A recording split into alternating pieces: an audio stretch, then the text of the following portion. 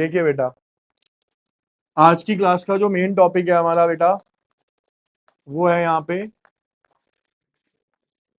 Treatment of goodwill. Treatment of goodwill के अंदर बेटा हमें ना दो केसेस समझने हैं। दो केसेस में सबसे पहला केस है आपका, if goodwill already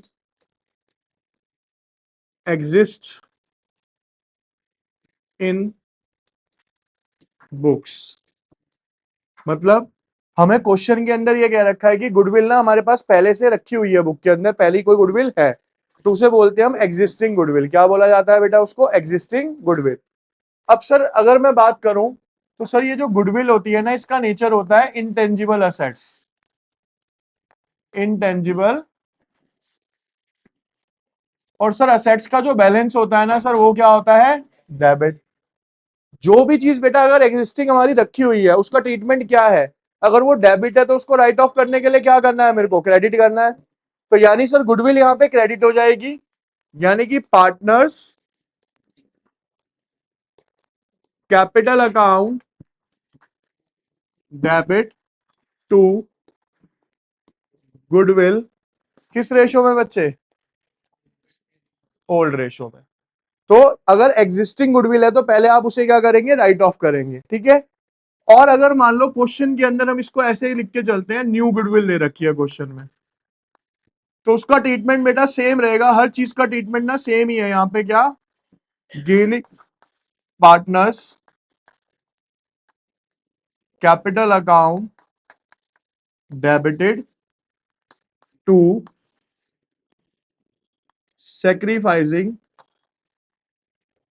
partners capital account. ठीक है, गेनिंग टू सेक्रीफाइसिंग, इसमें दो ही एंट्री आती है कॉन्सेप्ट में, ठीक है।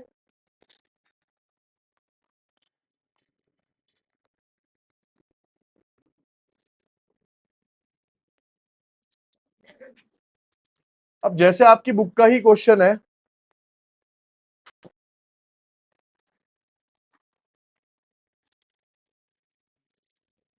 दोनों ही ले लेते हैं, चलिए यहाँ पे एक ही दो ये वाला।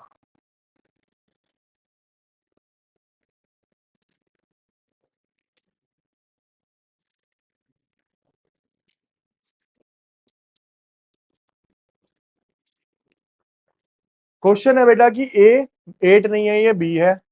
ए B C share profit and losses, यानी A ratio B ratio C 3:2:1 with effect from 1 April they agree to share profit equally. ये इनकी कौन सी रेशो है सर? ओल्ड। न्यू रेशो हो गई सर, वो कैसे शेयर करेंगे यहाँ पे? Equally. The goodwill of the firm was valued. Goodwill of the firm was valued. Valued का मतलब अब नई वैल्यू निकाली गई है। तो गुडविल की जो वैल्यू निकाली गई है सर, वो कितनी है यहाँ पे? अगर एग्जिस्टिंग गुडविल होगी तो लिखा हुआ होगा क्वेश्चन में क्या? Existing goodwill in the books already appear. कितनी है हमारी? इतनी। ये एग्जिस्टिंग नहीं है। तो सर सबसे पहले यहाँ पे क्या बनेगा? यहाँ पे वर्किंग नोट। वर्किंग नोट में क्या निकाला जाएगा सर? सेक्रीफाइसिंग रेशो और ए बी सी। फॉर्मूला है सर ओल्ड रेशो माइनस, ए की ओल्ड रेशो है सर 3/6, इसकी है 2/6, इसकी है 1/6। न्यू रेशो है सर 1/3, 1/3। एलसीएम लिया sir 6, 3 - 2 is equal to 6, 2 - 2 is equal to 6, 1 - 2 is equal to. अब ये कर रहा है सर गेन, क्योंकि नेगेटिव वाला क्या करता है सर? पॉजिटिव वाला क्या करता है सर? ठीक है जी। अब एंट्री क्या है? Gaining to sacrificing. गेन कौन कर रहा है सर? सी। तो C's capital account debited to S capital account. 18,000 बेटा आपकी गुडविल है, 1/6 कितना हो गया बेटा यहाँ पे? 3,000, 3,000। ये आपका क्वेश्चन सॉल्व हो गया यहाँ पे, गेनिंग टू सेक्रीफाइसिंग। हो गया। नहीं समझ आती हिंदी?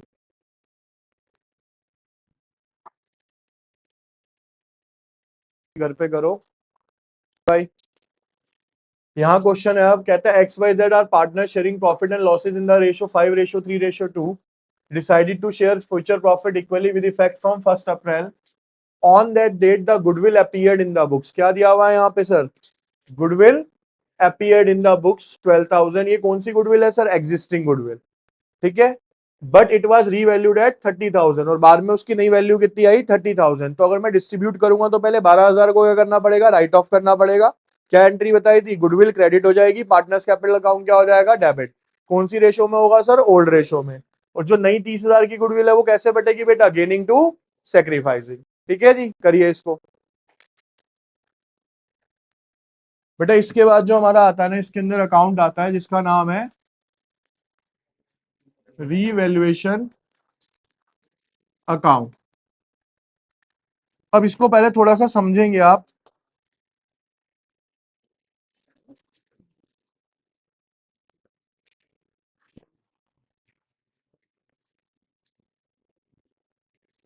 इसके लिए बेटा हमें ना बेसिक रूल्स पता होने चाहिए अकाउंटेंसी के, जो मैंने लास्ट क्लास में आपको बोले थे, क्लियर वाले। Debit, credit, C stands for capital, L for liability, E for expense, A for assets, R for, यही बताया था 11th में, है ना। एक्सपेंस और असेट्स जब भी इंक्रीज होंगे डेबिट, जब भी डिक्रीज होंगे, और लायबिलिटी और ये क्या होते हैं उसका? Vice versa. अगर ये रूल आपको आता ही है प्रॉपर, अपने आप बन जाएगा ऑटोमेटिक। देखना कैसे बनेगा भाई। रीवैल्यूएशन के अंदर होगा क्या सर? देखो मैं बार बार कह रहा हूं, किसी भी सब्जेक्ट को पढ़ना है तो प्रैक्टिकली सोच के पढ़ो, रटो मत उस चीज को। सर ज्यादा से ज्यादा असेट्स के साथ क्या हो सकता है? बढ़ेगी या घटेगी, यही होगा ना। सर अगर असेट्स बढ़ेगी तो आपने रूल बताया असेट्स बढ़ने पे क्या होती है? डेबिट होती है। सर जब असेट्स बढ़ने पे डेबिट होती है तो दूसरा अकाउंट क्या होगा उसका? क्रेडिट ही होगा ना। समझ आ रही है जो कह रहा हूं? यानी कि सर अगर हमारी असेट्स बढ़ती हैं तो रीवैल्यूएशन के कौन से अकाउंट में आएगी सर? हमारे क्रेडिट साइड में आएगी। कहां पे आएगी? समझ आई? और सर अगर असेट्स घटेंगी तो क्या होगा? क्रेडिट होंगी। असेट्स क्या होंगी? क्रेडिट। तो रीवैल्यूएशन क्या होगा सर? डेबिट। तो यहां पे क्या आएगा? To assets decrease. अब आओ लायबिलिटीज के ऊपर। अगर मेरी लायबिलिटी बढ़ेगी तो लायबिलिटी बढ़ने पे क्या होती है सर? क्रेडिट। तो लायबिलिटी बढ़ने पे क्रेडिट होती है ना, तो रिवैल्यूएशन क्या होगा सर? डेबिट होगा। यहां पे क्या लिखूंगा बेटा? टू। और लायबिलिटी घटने पे क्या होती है? डेबिट। तो रिवैल्यूएशन क्या होगा सर? तो मैं यहां पे लिखूंगा बाय लायबिलिटी। अब इससे बेनिफिट पता है क्या है बेटा? अगर रिवैल्यूएशन भूल भी गए, रिवैल्यूएशन को जाने दो साइड में, हमें अगर ये भी याद आ गया ना और आपने इसमें एक भी लगा दिया कोई सा टिक, तो उसके बाद क्या करना है समझ जाओ, सबका अपोजिट घुमाना है। मान लो आपको एक रूल याद आ गया, क्या सर? असेट्स बढ़ने पे क्या होती है? डेबिट होती है। एक चीज याद कर लो, असेट्स डेबिट होती है तो रिवैल्यूएशन क्या होता है? अब इतना याद करने के बाद आपको साइंस याद रखने हैं। क्या सर? यहाँ इंक्रीज आया तो यहाँ क्या आएगा? डिक्रीज। और लायबिलिटी कैसे चलेगी सर? उसका वाइस वर्सा चलेगी। हो गया रिवैल्यूएशन कंप्लीट। अब मान लो बेटा क्वेश्चन में दे रखा है कि कोई अनरिकॉर्डेड असेट्स है। अनरिकॉर्डेड असेट्स अब मैं रिकॉर्ड कर रहा हूं। अनरिकॉर्डेड का मतलब कोई ऐसी असेट्स थी जो खरीदी गई थी लेकिन मैंने उसको रिकॉर्ड नहीं करा था। अब मैं अगर उसे रिकॉर्ड करूंगा तो मेरी असेट्स बढ़ेंगी या कम होंगी? बढ़ेंगी। तो यानी कि सर अगर क्वेश्चन में कोई अनरिकॉर्डेड असेट्स भी दे रखी है तो वो कहां पे आ जाएगी? आपकी क्रेडिट साइड में। समझ आया क्यों आएगी? ऐसे ही बेटा अगर मेरे को क्या दे रखी है? कोई अनरिकॉर्डेड लायबिलिटी,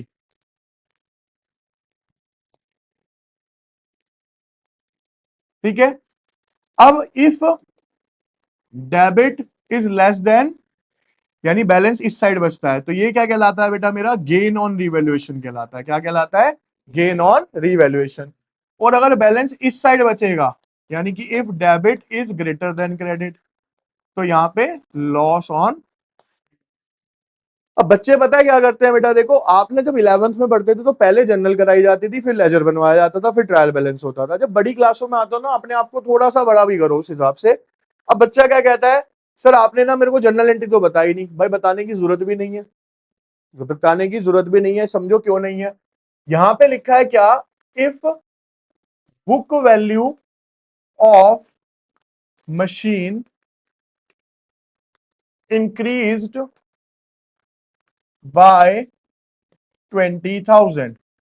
मेरे पास एक मशीन थी, उसकी बुक वैल्यू क्या हो गई बेटा, 20,000 रुपए से इंक्रीज हो गई। मशीन क्या होती है सर, असेट्स होती है। असेट्स बढ़ती है तो सर कहां पे आती है, क्रेडिट में आती है। तो अब रिवैल्यूएशन क्या हो रहा है, यहां पे क्रेडिट हो रहा है। असेट्स क्या हो रही है सर, डेबिट हो रही है। तो एंट्री क्या बनेगी sir, machinery account debited to revaluation. तो यानी सर जो मैं यहां पुट कर रहा हूं, इससे जनरल तो मैं अपने आप ही बना लूंगा, क्योंकि लेजर मेरे को आता है बनाना, है ना। तो इसके लिए याद मत करो, मैं फिर कहता हूं जितनी ज्यादा चीजें याद करोगे भूलने के चांस उतने ज्यादा हैं। कम से कम चीजें याद करो, लेकिन कॉन्सेप्ट के हिसाब से करो। अब आपको कभी भी रिवैल्यूएशन नहीं भूलेगा जिसने ध्यान से सुना है। एक रूल याद करते ही ना आपको पूरा रिवैल्यूएशन आ जाएगा। और जब भी अभी स्टार्टिंग में क्वेश्चन करो, बहुत ज्यादा मेहनत नहीं, 2 लाइनें खींची, ठीक है, सिंपल। असेट्स बढ़ गई, लायबिलिटी कम हो गई, असेट्स कम हो गई, लायबिलिटी, रिवैल्यूएशन खत्म। इतना तो बना ही लोगे भाई सारे के सारे। समझ आ रही है यहां तक, ठीक है। चलिए एक रिवैल्यूएशन बना के दिखा रहा हूं मैं आपको प्रॉपर, यहां पे देखिए। सबसे पहले बच्चे वही फॉर्मेट इसका,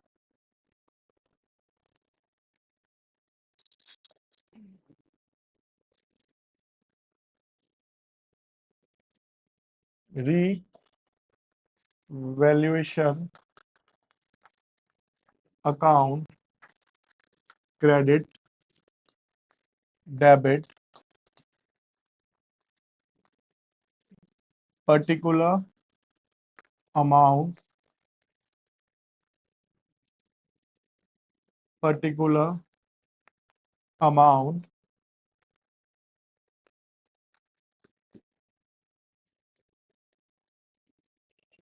ये है प्रॉपर रिवैल्यूएशन, 4 शब्दों का, ठीक है।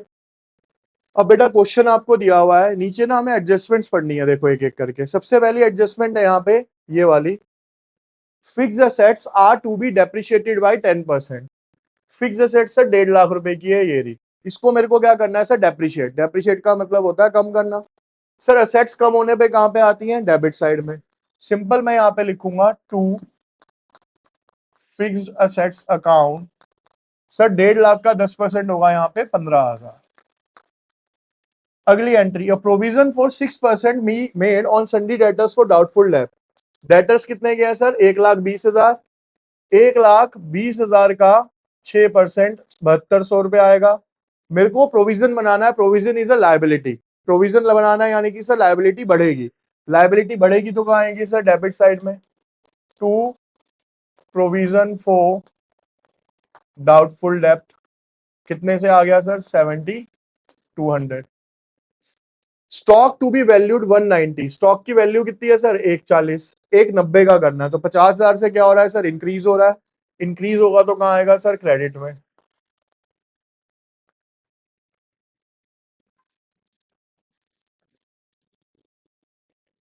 An amount of 3,700 included in the creditor is not likely to be claimed। हमारे कुछ क्रेडिटर्स हैं जिसमें से अब 3,700 का अमाउंट हमें पे नहीं करना। पे नहीं करना यानी लायबिलिटी क्या हो गई सर, कम हो गई। सर लायबिलिटी कम होने पे आती है क्रेडिट साइड में, तो बाय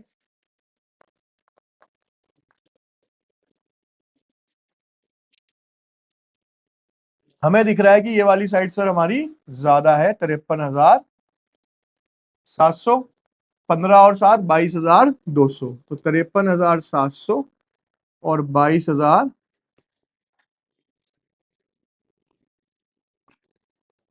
31,000। तो ये क्या आ गया सर मेरा यहाँ पे, टू गेन ऑन पार्टनर्स कितने हैं सर इसमें, ए और बी। और रेशो क्या है सर इसकी यहाँ पे, 4:3। तो बेटा 31,500 इंटू 4/7, 31,500 इंटू में, और इजीली कट जाएगा ये, मैं बताता हूं कैसे। 7×4 = 28, 5 3 बचेगा, 7×5 = 35, 4500। ये भी कितना हो जाएगा, 400, 400, 20, 2 हासिल, 4 दूनी 8 और 2 10,000, 18,000, ठीक है। और ये हो गया 300, 30 पंजे 15, 13,000। टोटल कितना आ गया? 53,000। देखो इनकी तो जर्नल एंट्री आप आराम से कर लोगे, ऊपर वालों की इनकी तो जर्नल एंट्री आप आराम से कर लोगे। एंट्री किसकी करनी है हमें? ये वाली सिंपल सी एंट्री है। क्या? S capital account, sorry revaluation क्या हो रहा है बेटा? ये कौन सा अकाउंट है मेरा? रिवैल्यूएशन। ये क्या हो रहा है सर? डेबिट। तो यहां एंट्री होगी क्या? Revaluation account debit 31,000 to S capital account to कितना आया बेटा? ये 18,000 और 13,000। लिखेंगे क्या? Being gain distributed, being gain on revaluation distributed between partners. हो गया क्वेश्चन इजीली, समझ आ गया सबको रिवैल्यूएशन? देखिए बच्चे इधर,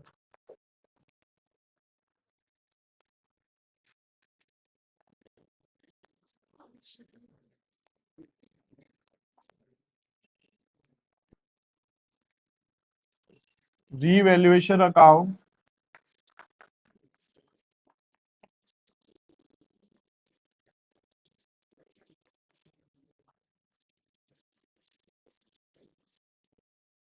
बेटा फर्स्ट एंट्री है, क्या था? Furniture to be taken at 80% of its value. बस इंग्लिश ही वीक हुई होगी, वैसे कोई दिक्कत नहीं आई होगी, ठीक है ना? फर्नीचर की वैल्यू बेटा आपको 80% पे लेके जानी है, तो 60,000 है ना, तो 80% पे लेके जानी है तो कम कितने से करनी है? 20% से कम करनी है। 20% से क्या करनी है? कम। तो बेटा 60,000 का 20% कितना हो जाएगा सर? 12,000। तो टू फर्नीचर अकाउंट 12,000। बोलिए मत भाई कोई। अगली एंट्री, stock be appreciated by 20%। 3 lakh का 20% कितना होगा बेटा? 60,000 है ना, तो बाय स्टॉक अकाउंट कितना आ गया सर यहाँ पे? 60,000। प्लांट एंड मशीनरी भी valued at 4 lakh. Plant and machinery 4,20,000 का है, 4 लाख का करना है, तो 20,000 से क्या करना है सर? मेरे को कम करना है। तो टू प्लांट एंड मशीनरी कितने से कम हो गया सर? 20,000। आउटस्टैंडिंग एक्सपेंसेस भी इंक्रीज बाय 13,000। 13,000 से लायबिलिटी बढ़ानी है डेबिट साइड में।